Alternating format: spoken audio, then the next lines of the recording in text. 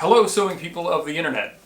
In this video I'm going to give you my thoughts on this Singer 401A sewing machine. For a lot of you this is not going to be an in-depth review.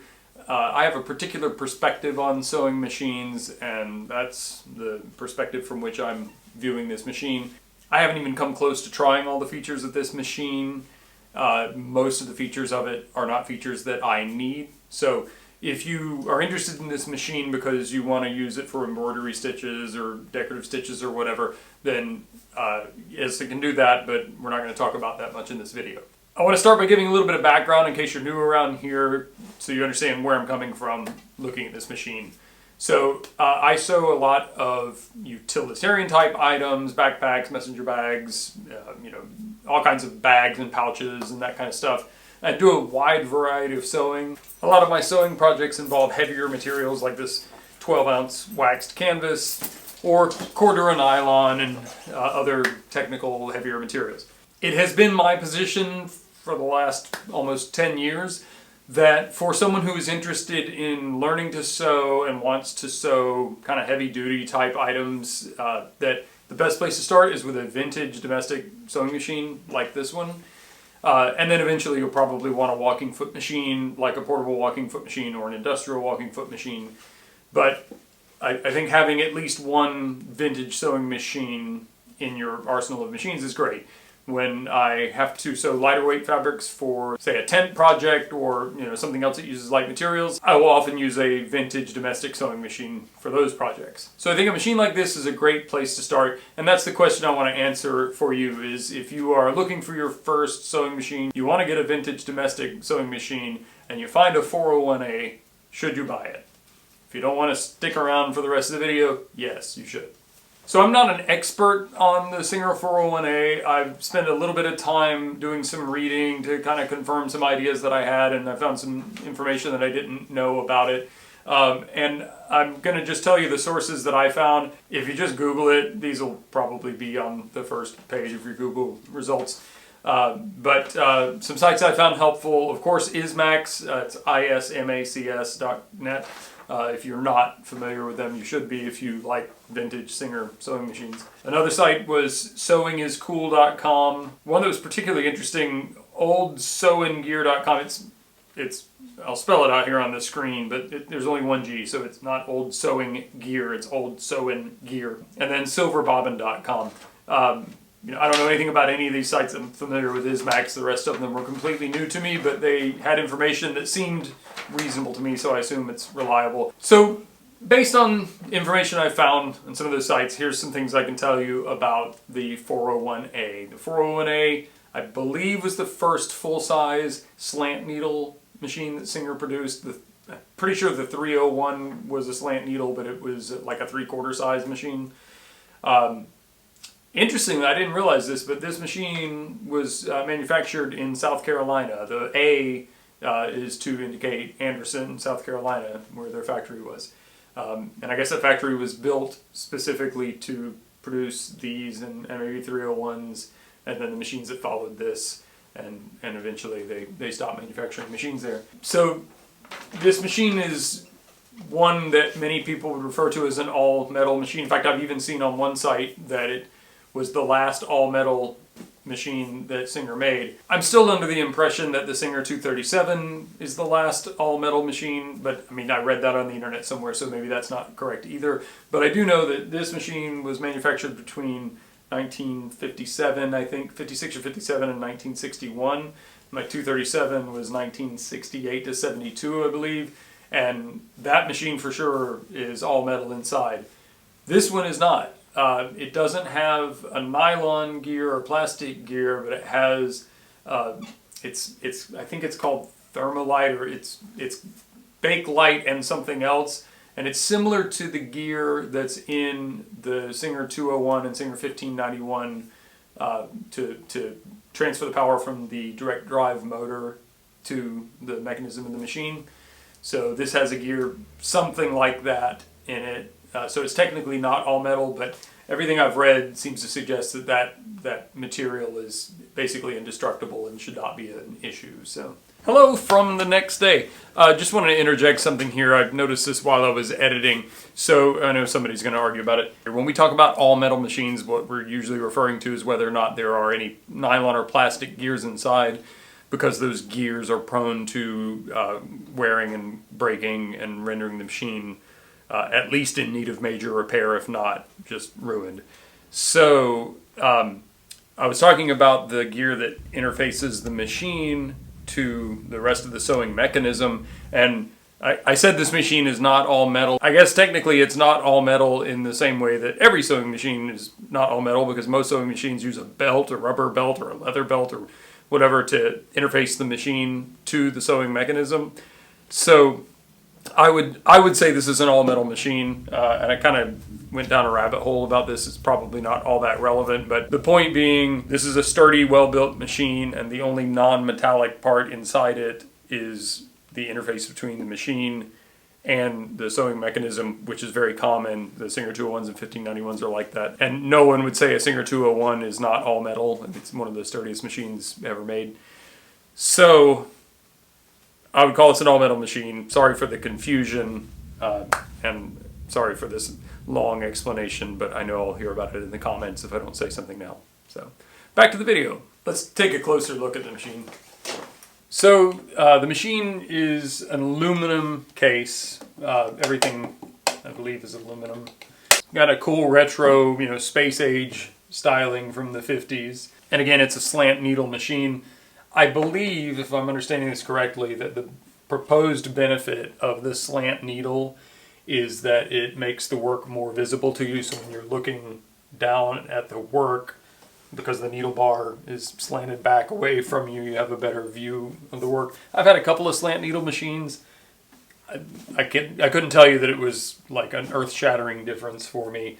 But I don't know that there's any real disadvantage to them. So, one interesting note, this machine is capable of running double needles, but you can actually put 2 needles in the clamp, so you don't have to buy a double needle. Those can be more expensive. You can just put 2 of the needles that you have on you into the machine. Just remember that if you sew with a double needle in a machine like this, you still only have 1 bobbin. So if you're sewing something that's going to be visible from on the bottom side of the stitches, it's not going to look like the top does. To have true double needles, you need a double needle machine with 2 bobbins. The throat plate on this machine is interesting. A lot of machines have the ability to lower the feed dogs so that you can do free motion quilting or embroidery or whatever. In this case, let me zoom in here. In this case, there's a lever on the bed of the machine that raises the throat plate. So instead of lowering the feed dogs, it just raises the plate, and that way you can move your fabric without the feed dogs engaging with it. It creates a little bit of a lip here. I doubt that that's a real problem when you're using the machine. This is not a kind of sewing that I really ever do, so I don't have any real practical experience to talk about it. But it's interesting that that's the way they chose to deal with that issue. I don't know if I have it somewhere in the drawer. I did a video where I went through the drawers of this machine and kind of, what would happen when you unbox a vintage machine like this. And so I don't remember if it's in there, but the throat plate that's installed right now, if you move that lever over all the way, the throat plate detaches and you take it out. There should be included with the machine a straight stitch needle plate and a zigzag needle plate. The zigzag needle plate is in here now. It just has a slightly wider hole to accommodate the needle going back and forth. If you're sewing really ultralight fabrics, sometimes it's beneficial to put the straight stitch plate that just has a round hole just big enough for the needle, and that prevents the fabric from being pulled down into the hole and puckering the fabric and messing with the tension and stuff. So if you have that plate, just know that might be something to try with really lightweight fabrics. You don't want to sew zigzag when you have the straight plate in it though, because you'll definitely break a needle. This machine has the ability to use pattern cams to do different decorative stitches. I don't have any of the cams. They didn't come with this machine when I got it. So I can't try any of those, and I don't really care because I don't use that kind of stuff. But just know that that's a possibility. One thing to note, some machines of this era and this style, and I think some later Singer machines, you have to have the zigzag cam in order to do zigzag stitching. In this case, you don't have to have any cams or whatever is Yeah, I don't think it has anything in it, but you don't have to have a special cam to do zigzag. So as it sits right now, the machine can do straight stitching and zigzag stitching, which is all I ever really need. So that's nice to know that if you were to find one of these, you know, somewhere at a thrift shop or whatever, and it didn't have any of the cams like this one, you can still use it for the basic functions. Whereas some machines, if you don't have the cam, then you're just straight stitch only. The machine uses a class 66 drop-in bobbin. That's fairly convenient to have the bobbin drop in from the top. The machine is equipped with a light. It's under this hood here, and there's a switch right there to turn it on. And it, you know, works as well as any light in any vintage sewing machine. You can buy LED bulbs that will fit here, and that helps quite a bit, but you know, it's fine. So if you're watching this video, I'm assuming that you have interest in sewing heavier materials to make the kinds of things that I like to make. So let's see how this does. This is 1000 denier Cordura nylon, a very common material for making backpacks and things like that. And I've got a kind of a hem folded in here, and so we're going to be sewing through 4 layers. That's, you know, pretty reasonable amount, and you may need to do more than 4 layers from time to time. I'm not going to start on the edge because I already know it's going to be tough, but because there's 8 layers there. But so let's just see how it does with the 4 layers. I'm using some Mara 70 thread just because it happens to be in here from another project I was using, but I'm confident you could use V69 nylon thread that I use for pretty much everything.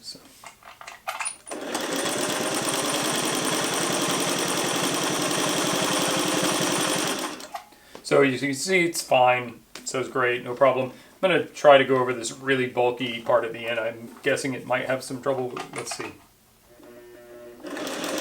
Yeah, it's not having a problem with power, it's just having a hard time getting that mass underneath the foot. If I just hand wheel it and push it through, give it a little help, you know, it's not ideal, but if you're using a machine like this to do heavier projects, you're going to have to help it along from time to time, and you may have less than ideal stitch length in those areas and stuff, but you know, if you're just starting out and you want to make some practical stuff, you can get it done.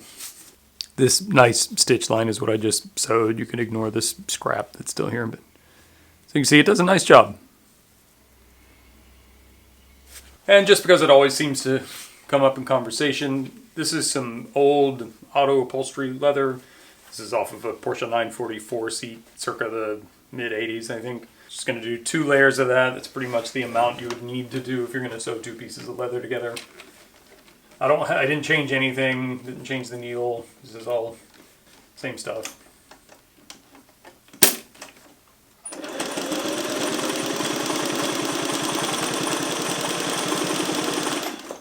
And again, as you can see, it, you know, punctures through it just fine. Sews good. It did do the kind of typical issue with a non-walking foot machine with this kind of material, and it started having trouble feeding it. I'm not sure if I'm getting that in focus. So the stitch length got really small, and that's just something, you know, you'd have to manage by either using some different tricks like a Teflon foot, or sewing through newspaper, or, you know, just going really slowly. But it can do it if you need to make a quick project or repair or something in some lightweight leather like upholstery leather. It's certainly capable of it.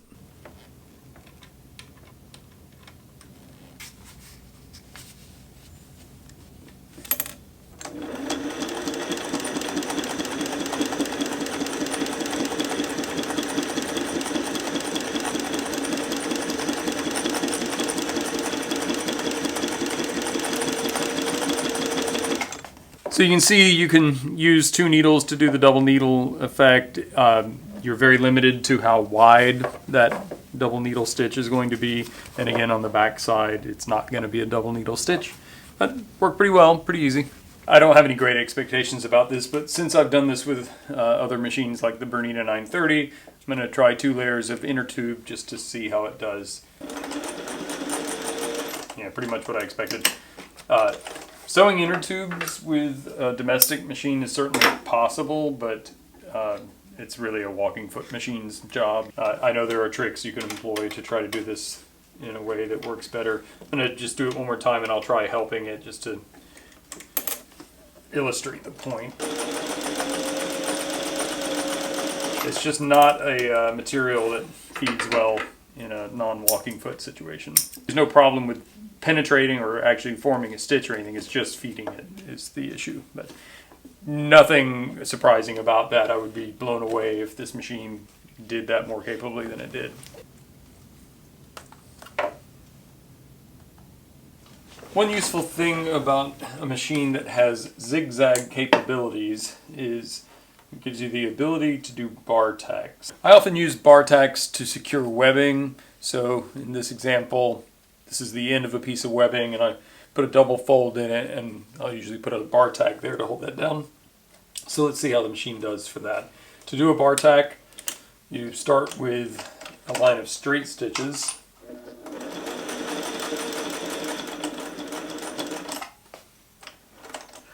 And then switch to zigzag. Yeah, that's right. Okay. And then reverse. One nice thing about some of these vintage machines, some machines have a spring-loaded reverse lever, so you have to hold it while you're engaging reverse. And then some machines, you just put it in reverse and you can take your hand off of it. In this circumstance, I like that I don't have to hold it because I can use both hands to guide the work. Sometimes I like having a spring-loaded machine. There's pros and cons to both, and I have machines of each kind. But in this circumstance, you can just push it up and leave it. And I'm going to hand wheel it back a little bit just to make sure we're going where we want. I want to shorten that stitch length up quite a bit, actually. Oops.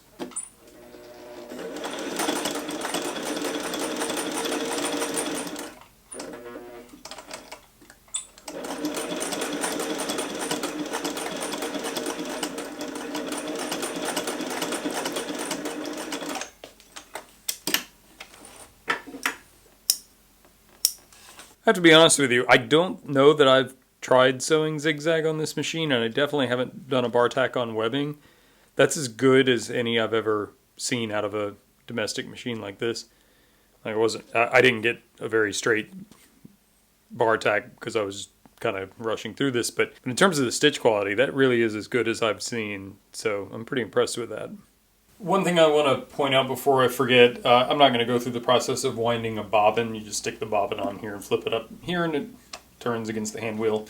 Nothing real special. But in the unboxing video on this machine, I thought this was a thread guide, and I spent some time trying to get thread through it and looking like a dummy. That is not a thread guide. Thank you to all those who made comments and pointed out my mistake. This is simply where when the thread makes contact with it, it pushes the bobbin away from the wheel to stop it from overloading the bobbin. So, my mistake. So if you get one of these and like me, you're too lazy to look for the manual and learn how to do it properly, just know that's not a thread guide. Singer manuals are all available for free online, by the way, so it's not that big of a deal to find it. So, according to the manual for this machine, the Singer 401A is everything for the woman who sews. So what's my opinion as a dude who sews? If you are looking for a vintage sewing machine, you are at the mercy of what is available where you are when you're looking. So it's hard to say, I want a Singer 401A, I'm going to go out and buy one. Well, you might be waiting a while, or you may have to pay more when you find one. And I don't necessarily recommend doing that. I'm a big fan of Singer 201s. And I've paid more than I should have for them, and then months later found other examples for a lot less money. So I don't think it's a great idea financially to seek out a particular machine and pay up for it unless there's a real good reason why you want that machine, or even a sentimental reason why you want it. So would I recommend that you specifically look for this machine above all others? No. Singer 237 is a great example of a machine that I think works great for the kinds of things that I do. But I would say this is as good as the 237. Maybe, again, the 237 using a class 15 bobbin, which is the same bobbin as the Sailrite, and giving me that ease of switching back and forth between them if I needed to, is a slight advantage to the 237. But in terms of The little bit of sewing I've done with it, I see no disadvantage to this machine. If you go to a garage sale, thrift store, your mom's attic, a friend offers it to you, whatever, and you find a Singer 401A, I would definitely say if you're looking for a vintage machine to get started in or to add to your collection, get it. It's a good machine. I'm honestly much more impressed than I thought I would be with this machine. And maybe just a touch sad because I've already given it away. This machine was given to me by a friend, and I don't like to profit from people giving me stuff. So another friend actually happened to see it and said, oh, I used to have one in my house when I was a kid. I'd love to get another one. So I'm giving this to her. I definitely don't need another machine like this, but I would probably be inclined to hang on to it if I didn't have so many other machines that already kind of do the same thing. So if you like to sew the kinds of things that I like to sew, or if you are interested in learning to sew and you're leaning towards doing more utilitarian items with maybe heavier fabrics or perhaps ultralight fabrics for like camping gear, I think this is an excellent choice. You know, it falls right into my kind of category of vintage sewing machines pre-1970. This one's a little bit more complicated because of having the embroidery discs and stuff, but you clearly don't need to even mess with that stuff, and I don't think any of it's going to break or cause problems. So, yeah, 2 thumbs up. Very good machine. If you are in the market for a vintage machine, this is one to look for. So Hard, approved. So I hope you found that useful, informative, entertaining, or helpful in some way. If you did, clicking the like button is a great way to help me out. If you're not already a subscriber, I'd love for you to subscribe to my channel. You can also follow me on Instagram. I have a second channel that kind of highlights some of the fun stuff I do when I'm not sewing. So if you just love me and don't really care what I'm talking about, you might want to check that out. And if you have questions about this machine, I probably can't answer them. Check out some of the links in the description for the sites that I read up on it. But feel free to ask questions in the comment section below. And I'll see you in the next video. Thanks. This is my first time on one of these things. I'm sure it'll be fine.